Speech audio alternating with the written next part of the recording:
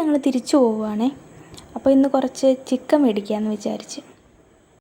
അപ്പോൾ ഞാനും ഏട്ടനും കൂടെ രാവിലെ തന്നെ വള്ളിക്കാവിലോട്ട് പോയി. രാവിലെ ഫുഡ് പോലും കഴിക്കാതാണ് പോകുന്നത്. ഇന്നാണെങ്കിൽ വീട്ടിൽ ഞാനും ഏട്ടനും വാവാച്ചിയും മാത്രമേ ഉള്ളൂ. അമ്മാമ്മയാണെങ്കിൽ രാവിലെ പോയി, അമ്മയാണെങ്കിൽ ജോലിക്കും പോയി, ഇനി വൈകിട്ടേ വരത്തുള്ളൂ. അപ്പം വള്ളിക്കാവ് മാർക്കറ്റിനകത്തൊരു കടയുണ്ട്, ഞങ്ങൾ അങ്ങോട്ടേക്കാണ് നേരെ പോയി. നല്ല തിരക്കുണ്ടായിരുന്നു, ഞായറാഴ്ച ആയതുകൊണ്ട്.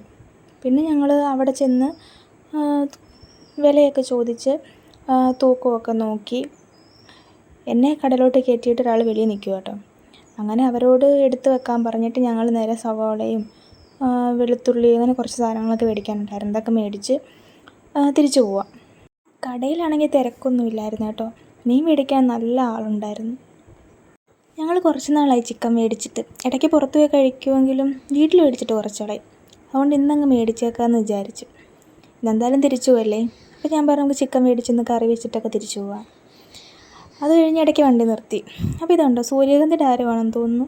അങ്ങനെ നേരെ വീട്ടിൽ വന്ന് കയറിയതും മഴ. പിന്നെ കുറച്ച് നേരം മഴയൊക്കെ ഉണ്ട് അവിടെ ഇരുന്നു.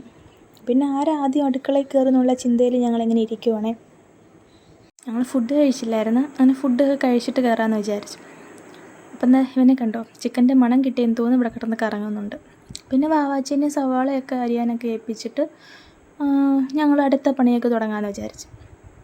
ചിക്കൻ ഇപ്പോഴേ കിട്ടത്തില്ലെന്ന് കണ്ടപ്പോൾ അവൻ വന്ന് കിടന്നുറങ്ങി. പിന്നെ ഞാൻ നേരെ അടുക്കളയിലോട്ട് പോയി ചിക്കൻ കഴുകാനുള്ള പരിപാടിയിലോട്ടൊക്കെ പോയി. ചിക്കനൊക്കെ അത്യാവശ്യം വില കൂടിയിട്ടുണ്ട് കേട്ടോ. ഞങ്ങൾ 2 കോഴിയെ മേടിച്ചായിരുന്നു, എങ്കിലും എല്ലാവർക്കും തികയത്തുള്ളൂ.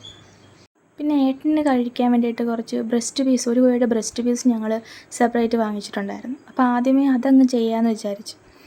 അങ്ങനെ ഞാൻ ബ്രസ്റ്റ് പീസിൻ്റെ കുറച്ച് ഭാഗങ്ങളെടുത്തിട്ട് ഏട്ടന് കുക്ക് ചെയ്ത് കൊടുക്കാനായിട്ട് അത് ആദ്യമേ അങ്ങ് കഴുകി മാറ്റുമായിരുന്നു.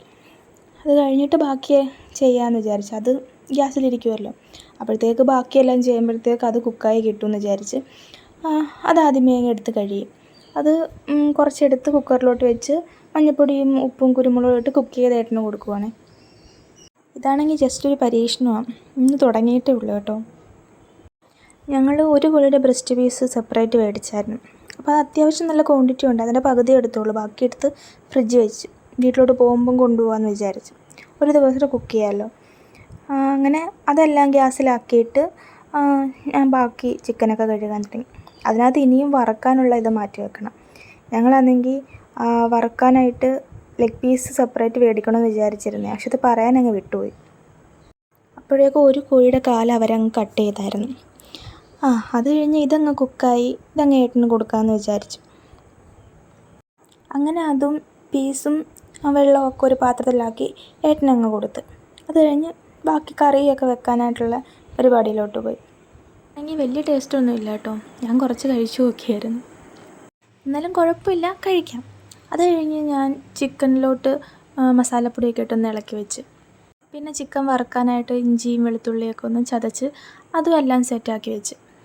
അതിനിടയ്ക്ക് അവൾ സവാളയൊക്കെ അരിഞ്ഞുകൊണ്ട് വന്നായിരുന്നു. പിന്നെ സവാള വഴറ്റാനായിട്ടുള്ള പരിപാടിയിലോട്ട് പോയി. കുറച്ച് ഉപ്പൊക്കെ ഇട്ട് വഴറ്റിയെടുക്കുവാണേ. പിന്നെ വറുക്കാനുള്ള ചിക്കനും കറി വെക്കാനുള്ളതും എല്ലാം ഞാൻ മസാലയൊക്കെ പുരട്ടി വെച്ചിട്ടുണ്ടായിരുന്നു. ഞാൻ ചിക്കനാണെങ്കിൽ വഴറ്റിയിട്ടാണ് കേട്ടോ കറി വെക്കുന്നത്. അല്ലെങ്കിൽ ചിക്കൻ ഒരുമാതിരി കറിയുമായിട്ടങ്ങ് പൊടിഞ്ഞു പോകുന്ന പോലെ തോന്നിയിട്ടുണ്ട്. ഇങ്ങനെ വെക്കുമ്പോൾ നല്ല രീതിക്ക് അങ്ങ് കുക്കായിട്ട് നല്ല ടേസ്റ്റുമാണ്. പിന്നെ ഇടയ്ക്ക് അവൾ വന്ന് വഴറ്റാനായിട്ട്. പിന്നെ ഇവിടെ ഒരാൾ ഇതുവരെയും തിന്നു കഴിഞ്ഞിട്ടില്ല. ഇടയ്ക്ക് ഏട്ടനൊരു ഫ്രണ്ട് വന്ന് പുള്ളിയോട് സംസാരിച്ചുകൊണ്ടിരിക്കുമായിരുന്നു. പിന്നെ അതൊക്കെ കഴിഞ്ഞ് വന്ന് പുളിശ്ശേരി വെക്കാനായിട്ട് ഞങ്ങൾ പ്ലാൻ ചെയ്തു.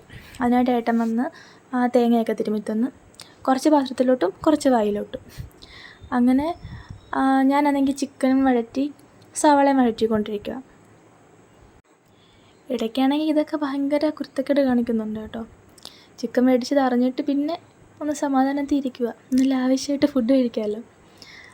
പിന്നെ ഞങ്ങൾ രണ്ടുപേരും അങ്ങോട്ടും ഇങ്ങോട്ടും മാറിയെന്ന് പറയുന്നതൊക്കെ ചെയ്തുകൊണ്ടിരുന്നു. ഞാൻ ഇടയ്ക്ക് പുളിശ്ശേരി വെക്കാനുള്ള സാധനങ്ങളൊക്കെ അരിഞ്ഞുകൊണ്ടിരിക്കുക.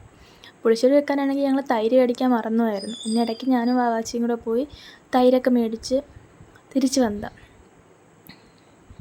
പിന്നെ അതിനിടയ്ക്ക് എൻ്റെ ഭർത്താവ് തക്കാളി ഇങ്ങനെ ഫ്രിഡ്ജിൽ വെക്കുന്നതെന്ന് നമുക്ക് കാണിച്ചു കൊടുക്കുക. ഇവിടെ എപ്പോഴും ഇത് രണ്ടും ഭയങ്കര അടിയാണ് കേട്ടോ. കൊണ്ടുവന്ന അന്ന് തൊട്ട് അത് രണ്ടും ഭയങ്കര അടിയാണ്. പിന്നെ ഞാൻ പുളിശ്ശേരി വെക്കാനായിട്ട് പോയി. പുളിശ്ശേരി തേങ്ങ അരച്ചാണ് വെക്കുന്നത്. പുളിശ്ശേരിയുടെ വെച്ച് കഴിഞ്ഞിട്ട് ചിക്കൻ വറുക്കാമെന്ന് വിചാരിച്ചു. ഇതാകുമ്പം പെട്ടെന്നങ്ങ് ആവുമല്ലോ. ചിക്കനാകുമ്പം കുറച്ച് നേരം വേവൊക്കെ വേണ്ടായോ. അതുകൊണ്ട് ആദ്യമേ പുളിശ്ശേരി അങ്ങ് വെക്കാമെന്ന് വിചാരിച്ചു. അതിനിടയ്ക്ക് ഏട്ടനങ്ങ് പോയി റെസ്റ്റ് എടുക്കുമെന്നും പറഞ്ഞു. പിന്നെ ആ ടൈം കൊണ്ട് പുളിശ്ശേരിയൊക്കെ വെച്ച് അത് പെട്ടെന്ന് തന്നെ അങ്ങായി. അത് കഴിഞ്ഞ് ചിക്കൻ വറുക്കാനുള്ള പരിപാടിയിലോട്ടൊക്കെ പോയി. എനിക്കാണെങ്കിൽ എവിടെ പറയണമെന്ന് ഒരു പിടിയുമില്ല കേട്ടോ. അതുകൊണ്ട് എന്തൊക്കെയോ പറഞ്ഞു തന്നെ വീണ്ടും വീണ്ടും പറഞ്ഞുകൊണ്ടിരിക്കുക. ഞാൻ പുളിശ്ശേരി വെക്കുന്ന ഗ്യാപ്പിൽ ഇടയ്ക്ക് ഏട്ടൻ പോയി ഒന്ന് കിടന്നിട്ട് വീണ്ടും തിരിച്ച് വന്നായിരുന്നു. അങ്ങനെ പുളിശ്ശേരി വെച്ച് കഴിഞ്ഞ് ഏട്ടനെ ഞാൻ പുളിശ്ശേരി കാണിക്കും കേട്ടോ, ഞാൻ പുളിശ്ശേരി വെച്ചെന്ന്. പിന്നെ അത് കഴിഞ്ഞ് നമ്മളെല്ലാം പുരട്ടി വെച്ചായിരുന്നല്ലോ ചിക്കൻ വറുക്കാനായിട്ട്. അപ്പം ചിക്കൻ വറുക്കാനായിട്ട് തുടങ്ങി. പിന്നെ ഞങ്ങൾ എല്ലാം സവാളയൊക്കെ വഴറ്റി ചിക്കനകത്തോട്ടങ്ങ് ചേർത്തായിരുന്നു കേട്ടോ കറിയിൽ. അത് ഏകദേശം റെഡി ആവാറായി. ഒന്നും കൂടി ഇച്ചിരി ഒന്ന് വറ്റി വരണമായിരുന്നു. അതിനിടയ്ക്ക് ചിക്കൻ വറുക്കാനായിട്ട് പുരട്ടി വെച്ച ചിക്കനൊക്കെ എടുത്ത് എണ്ണയിലോട്ട് ഇട്ട്. ഞാൻ പറഞ്ഞില്ലേ ഞങ്ങൾ ലെഗ് പീസായിട്ട് മേടിക്കണമെന്ന് വിചാരിച്ചായിരുന്നു. പക്ഷെ ഇത് പറയാനങ്ങ് വിട്ടുപോയി. തൂക്കം നോക്കിയിട്ട് ഞങ്ങൾ സവാളയൊക്കെ മേടിക്കാനങ്ങ് പോയി. തിരിച്ച് നിന്നപ്പോഴത്തേക്ക് ഒരു ലെഗ് പീസ് അങ്ങ് കട്ട് ചെയ്ത്. പിന്നെ ഒരു കോഴിയുടെ ലെഗ് പീസ് കിട്ടി, 2 എണ്ണം. പിന്നെ ബാക്കി കട്ട് ചെയ്തായിരുന്നു. എന്നാലും തീരെ കുഞ്ഞ് പീസാക്കിയില്ല. ഉള്ളതെടുത്ത് വറുക്കാനങ്ങ് വെച്ച്. പിന്നെ അതിന് പകരമായിട്ട് എക്സ്ട്രാ 2 പീസും കൂടെ എടുത്ത് വറുക്കുന്നതിൻ്റെ കൂട്ടത്തിലങ്ങ് വെച്ച്. അതിനിടയ്ക്ക് കറിയൊക്കെ ഏകദേശം റെഡി ആയിട്ടുണ്ട്. അതിനകത്ത് കടുക് വറുത്തിട്ടാൽ മതി. പ്രത്യേകിച്ച് പരിപാടിയൊന്നുമില്ല. നമ്മുടെ ചിക്കനൊക്കെ ഏകദേശം കുക്കായിട്ടുണ്ടായിരുന്നു. പിന്നെ കറി റെഡിയായി കഴിഞ്ഞു. എല്ലാം റെഡിയായി കഴിഞ്ഞിട്ട് ഞങ്ങൾ കുറച്ച് നേരം സിനിമയൊക്കെ കണ്ട് അവിടെ ഇരുന്നു. ഞങ്ങൾ ലേറ്റായിട്ടാണ് കാപ്പി കുടിച്ചത്. അതുകൊണ്ട് ഞങ്ങൾ ഉടനെ കഴിക്കാനൊന്നും ഇരുന്നില്ല.